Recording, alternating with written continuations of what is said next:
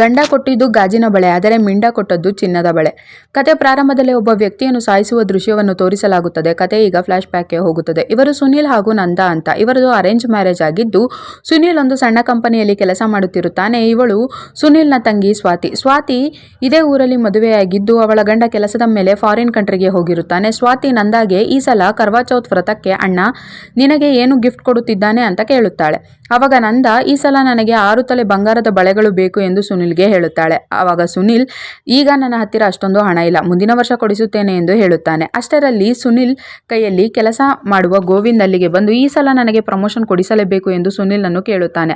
ಆವಾಗ ಸುನಿಲ್, ನಿನ್ನ ಪರ್ಫಾರ್ಮೆನ್ಸ್ ಅಷ್ಟೊಂದು ಸರಿಯಿಲ್ಲ, ನೀನು ಕಷ್ಟಪಟ್ಟಷ್ಟು ಕೆಲಸ ಮಾಡಿದರೆ ಪ್ರಮೋಷನ್ ತಾನಾಗಿಯೇ ಸಿಗುತ್ತದೆ ಎಂದು ಹೇಳುತ್ತಾನೆ. ಅದೇ ಸಮಯಕ್ಕೆ ನಂದಾ ಹೊರಗಡೆ ಬರುತ್ತಾಳೆ. ಆವಾಗ ಗೋವಿಂದ್ ಕೆಟ್ಟ ದೃಷ್ಟಿಯಿಂದ ನಂದಾಳನ್ನು ನೋಡುತ್ತಾ, ನೀವೇನಾದರೂ ಈ ಬಾರಿ ನನಗೆ ಪ್ರಮೋಷನ್ ಕೊಡಿಸಿದ್ದರೆ ಸರಿ ಇರುವುದಿಲ್ಲ ಎಂದು ಸುನಿಲ್ನನ್ನು ಹೆದರಿಸಿ ಹೋಗುತ್ತಾನೆ. ನಂತರ ಮನೆಯಲ್ಲಿ ಯಾರೂ ಇಲ್ಲದಿದ್ದಾಗ ನಂದಾ ತನ್ನ ಓಲ್ಡ್ ಲವರ್ ಪ್ರದೀಪ್ಗೆ ಕಾಲ್ ಮಾಡಿ ಮನೆಗೆ ಬರಲು ಹೇಳುತ್ತಾಳೆ. ಆವಾಗ ಪ್ರದೀಪ್, ನಿಮ್ಮ ಮನೆಯವರು ಅದೇನು ನೋಡಿ ನಿನ್ನನ್ನು ಸುನಿಲ್ಗೆ ಮದುವೆ ಮಾಡಿಕೊಟ್ಟರೋ ಅವನಿಂದ ನಿನ್ನ ಆಸೆಗಳೆಲ್ಲ ಕನಸಾಗಿಯೇ ಉಳಿದಿರಬಹುದು, ಆದರೆ ನಾನು ಅವುಗಳನ್ನೆಲ್ಲ ಈಡೇರಿಸುತ್ತೇನೆ ಎಂದು ಹೇಳಿ ನಂದಾ ಕೇಳುವ ಮುಂಚೆ 6 ತೊಲೆ ಬಂಗಾರದ ಬಳೆ ಹಾಗೂ 10,000 ರೂಪಾಯಿ ಸಾಡಿಯನ್ನು ಗಿಫ್ಟ್ ಆಗಿ ಕೊಡುತ್ತಾನೆ. ಅದೆಲ್ಲವನ್ನು ನೋಡಿ ನಂದಾ ಖುಷಿ ಪಡುತ್ತಾ ಸುನಿಲ್ನನ್ನು ತಬ್ಬಿಕೊಳ್ಳುತ್ತಾಳೆ. ನಂತರ ಸುನಿಲ್ ಅವಳ ಹಣೆಯಲ್ಲಿ ಸಿಂಧೂರ ಹಚ್ಚುತ್ತಾನೆ. ರಾತ್ರಿಯಾದ ಮೇಲೆ ಸುನಿಲ್ ನಂದಾಗೆ ಗಾಜಿನ ಬಳೆಗಳನ್ನು ಗಿಫ್ಟ್ ಮಾಡುತ್ತಾನೆ. ಆವಾಗ ನಂದಾ, ನಿನ್ನ ಯೋಗ್ಯತೆಯೇ ಎಷ್ಟೇ ಬಿಡು ಎಂದು ಮನಸ್ಸಿನಲ್ಲಿ ಅಂದುಕೊಳ್ಳುತ್ತಾಳೆ. ನಂತರ ಸುನಿಲ್ಗೆ ಪ್ರದೀಪ್ ಕೊಟ್ಟಂತಹ ಬಂಗಾರದ ಬಳೆಗಳು ಟ್ರೆಜರಿಯಲ್ಲಿ ಸಿಗುತ್ತವೆ. ಆವಾಗ ಸುನಿಲ್, ಈ ಬಳೆಗಳು ಯಾರದ್ದು ಎಂದು ನಂದಾಳನ್ನು ಕೇಳುತ್ತಾನೆ. ಆವಾಗ ನಂದಾ, ಅವುಗಳನ್ನು ನಾನೇ EMI ಮೇಲೆ ತೆಗೆದುಕೊಂಡಿದ್ದೇನೆ ಅಂತ ಸುಳ್ಳು ಹೇಳುತ್ತಾಳೆ. ಆವಾಗ ಕೋಪಗೊಂಡ ಸುನಿಲ್, ನನಗೆ EMI ಕಟ್ಟಲು ಆಗುವುದಿಲ್ಲ,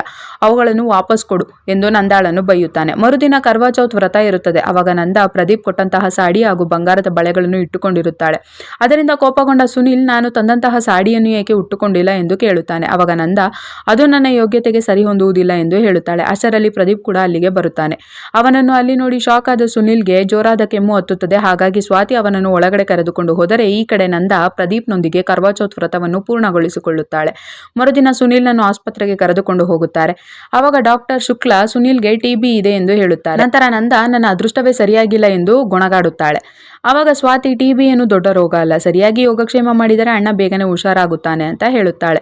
ನಂತರ ರಾತ್ರಿ ಸುನಿಲ್ ಮಲಗಿದ ಮೇಲೆ ನಂದಾ ಪ್ರದೀಪ್ಗೆ ಕಾಲ್ ಮಾಡಿ ಕರೆಸಿಕೊಳ್ಳುತ್ತಾಳೆ. ಆವಾಗ ಸುನಿಲ್ ಎಚ್ಚರಗೊಂಡು ಪ್ರದೀಪ್ನನ್ನು ಅಲ್ಲಿ ನೋಡಿ ಶಾಕ್ ಆಗಿ, ನೀವಿಬ್ಬರು ಸೇರಿ ನನಗೆ ಇಷ್ಟು ದೊಡ್ಡ ಮೋಸ ಮಾಡುತ್ತೀರಾ ಅಂತ ನಾನು ಅಂದುಕೊಂಡಿರಲಿಲ್ಲ, ನೀನು ಮತ್ತೊಮ್ಮೆ ನಮ್ಮ ಮನೆ ಕಡೆ ಬಂದರೆ ನಿನ್ನನ್ನು ಕೊಂದೇ ಬಿಡುತ್ತೇನೆ ಎಂದು ಪ್ರದೀಪ್ನನ್ನು ಬೈದು ಕಳಿಸಿ, ನಿನಗೆ ಅವನೇ ಬೇಕಾಗಿದ್ದರೆ ನನ್ನನ್ನೇಕೆ ಮದುವೆಯಾದೆ ಅಂತ ನಂದಾಳನ್ನು ಕೂಡ ಬೈಯುತ್ತಾನೆ. ಮರುದಿನ ಸ್ವಾತಿ ಸುನಿಲ್ನನ್ನು ನೋಡಲು ಮನೆಗೆ ಬರುತ್ತಾಳೆ.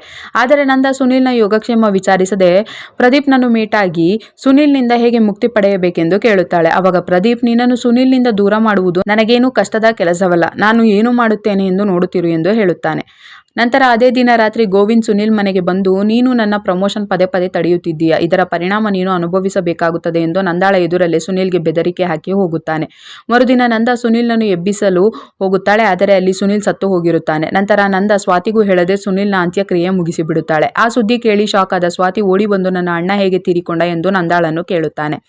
ಆವಾಗ ನಂದಾ, ನಿನ್ನೆ ಇವರ ಆಫೀಸ್ನ ಗೋವಿಂದ್ ಮನೆಗೆ ಬಂದಿದ್ದ, ಅವನಿಗೂ ಹಾಗೂ ಸುನಿಲ್ಗೂ ತುಂಬಾ ಜಗಳವಾಯಿತು, ಅದರಿಂದ ಸುನಿಲ್ನ ಹೈ BP ಆಗಿ ಹಾರ್ಟ್ ಅಟ್ಯಾಕ್ನಿಂದ ಸುನಿಲ್ ತೀರಿ ಹೋದ. ಸತ್ತ ಮೇಲೆ ಬಾಡಿ ವೇಗದಿಂದ ಊದಿಕೊಳ್ಳಲು ಶುರುವಾಯಿತು. ಆವಾಗ ಡಾಕ್ಟರ್ ಬೇಗನೆ ಅಂತ್ಯಕ್ರಿಯೆ ಮುಗಿಸಿಬಿಡಿ ಎಂದು ಹೇಳಿದಾಗ ನಾನೇ ಅಂತ್ಯಕ್ರಿಯೆ ಮಾಡಿದೆ ಎಂದು ಹೇಳುತ್ತಾಳೆ.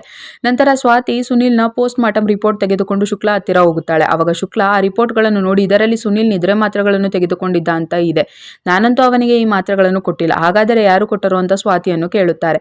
ನಂತರ ಸ್ವಾತಿ ನಂದಾ ಹತ್ತಿರ ಹೋದಾಗ ನಂದಾ ಪ್ರದೀಪ್ಗೆ ಹೇಳಿ ಸುನಿಲ್ನ ಮನೆಯನ್ನು ಮಾರಲು ರೆಡಿಯಾಗಿರುತ್ತಾಳೆ. ಆವಾಗ ಶಾಕ್ ಆದ ಸ್ವಾತಿ, ಅಣ್ಣ ಸತ್ತು ಹೋಗಿ ಇನ್ನು 2 ದಿನ ಕೂಡ ಆಗಿಲ್ಲ, ನೀವೇಕೆ ಈ ಮನೆ ಮಾರುತ್ತಿದ್ದೀರಾ ಅಂತ ನಂದಾಳನ್ನು ಕೇಳುತ್ತಾಳೆ.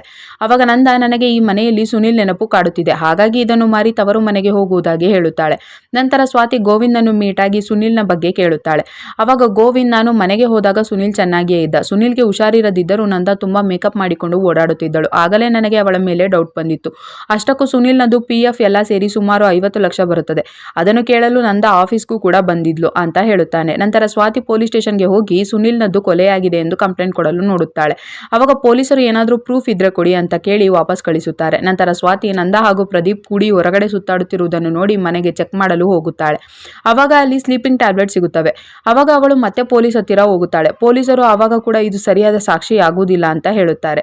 ನಂತರ ಸ್ವಾತಿ ಯಾವ ಸಾಕ್ಷಿಗಳು ಸಿಗುತ್ತಿಲ್ಲವಲ್ಲ ಎಂದು ಚಿಂತೆ ಮಾಡುತ್ತಾ ಮನೆ ಕಡೆಗೆ ಹೋಗುತ್ತಿರುವಾಗ ಸುನಿಲ್ ಪಕ್ಕದ ಮನೆಯಲ್ಲಿರುವ ಅವಳ ಫ್ರೆಂಡ್ ಕಮಲ ಸ್ವಾತಿಗೆ ಕಾಲ್ ಮಾಡಿ ನನ್ನ ಮನೆಗೆ ಬರದೆ ಹಾಗೆ ಹೋಗುತ್ತಿದ್ದೀಯಲ್ಲ ಎಂದು ಬೈಯುತ್ತಾಳೆ. ಆವಾಗ ಸ್ವಾತಿ ನಾನು ಇಲ್ಲಿಗೆ ಬಂದದ್ದು ನಿನಗೆ ಹೇಗೆ ಗೊತ್ತಾಯಿತು ಎಂದು ಕೇಳುತ್ತಾಳೆ. ಆವಾಗ ಕೋಮಲ್ ನನ್ನ ಮನೆಗೆ CCTV ಇದೆ ಎಂದು ಹೇಳುತ್ತಾಳೆ. ತಕ್ಷಣ ಸ್ವಾತಿ 2 ದಿನದ ಹಿಂದೆ ಫುಟೇಜ್ ಇದ್ರೆ ತೋರಿಸು ಅಂತ ಹೇಳುತ್ತಾಳೆ. ಅಷ್ಟರಲ್ಲಿ ಪ್ರದೀಪ್ ಅವತ್ತು ಇಬ್ಬರು ಹುಡುಗರೊಡನೆ ಅಲ್ಲಿಗೆ ಬಂದದ್ದು ಇರುತ್ತದೆ. ನಂತರ ಸ್ವಾತಿ ಅದನ್ನು ಪೊಲೀಸರಿಗೆ ತೋರಿಸುತ್ತಾಳೆ. ಆವಾಗ ಪೊಲೀಸರು ಆರೋಪಿಗಳನ್ನು ಹುಡುಕಲು ಮುಂದಾಗುತ್ತಾರೆ. ನಂತರ ಸ್ವಾತಿ ನಂದ ಹತ್ತಿರ ಹೋಗಿ ನಾನು ಕೂಡ ನನ್ನ ಗಂಡನ ಮನೆಗೆ ಹೋಗುತ್ತಿದ್ದೇನೆ ಅಂತ ಹೇಳಿ ಹೋಗುತ್ತಾಳೆ. ಅವಾಗ ನಂದ ಪ್ರದೀಪ್ಗೆ ಕಾಲ್ ಮಾಡಿ ಕರೆಸಿ ನಾವು ಸುನಿಲ್ನನ್ನು ಸಾಯಿಸಿ ಒಳ್ಳೆ ಕೆಲಸ ಮಾಡಿದೆವು, ಇನ್ಮೇಲೆ ನಾವಿಬ್ಬರು ಶಾಶ್ವತವಾಗಿ ಒಂದಾಗಬಹುದು ಎಂದು ಮಾತನಾಡಿಕೊಳ್ಳುತ್ತಾರೆ. ಆವಾಗ ಸ್ವಾತಿ ಪೊಲೀಸರೊಂದಿಗೆ ಅಲ್ಲಿಗೆ ಬಂದು ಮುಂಚೆಯೇ ಅವರಿಬ್ಬರು ಮಾತನಾಡಿರುವುದನ್ನು ರೆಕಾರ್ಡ್ ಮಾಡಿಕೊಂಡದ್ದನ್ನು ಪೊಲೀಸರಿಗೆ ತೋರಿಸುತ್ತಾಳೆ. ಕೊನೆಗೆ ಪೊಲೀಸರು ಸುನಿಲ್ನ ಕೊಲೆ ಕೇಸಿನಲ್ಲಿ ನಂದ ಹಾಗೂ ಪ್ರದೀಪ್ನನ್ನು ಅರೆಸ್ಟ್ ಮಾಡುತ್ತಾರೆ. ಕತೆ ಇಲ್ಲಿಗೆ ಮುಗಿಯುತ್ತದೆ. ಈ ವಿಡಿಯೋವನ್ನು ಪೂರ್ತಿ ನೋಡಲು ದಂಗಲ್ ಟಿವಿ ಚಾನಲ್ ಎಂಬ ಯೂಟ್ಯೂಬ್ ಚಾನಲ್ನಲ್ಲಿ ಹಾಯ್ ರೇ ಮೇರಿ ನನದ್ ಎಂದು ಹುಡುಕಿ ನೋಡಬಹುದು.